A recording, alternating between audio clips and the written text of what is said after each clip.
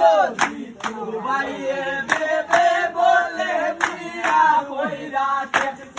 আয় গো হে মন বলার কি জাত মজা গিয়া বুঝি লাইছি আয় গো শ্বশুর বাড়ি কি জাত মজা গিয়া বুঝি লাইছি আমি আর যাইতাম না শ্বশুর বাড়ি আল্লাহ আলি বেশি আমি আর যাইতাম না শ্বশুর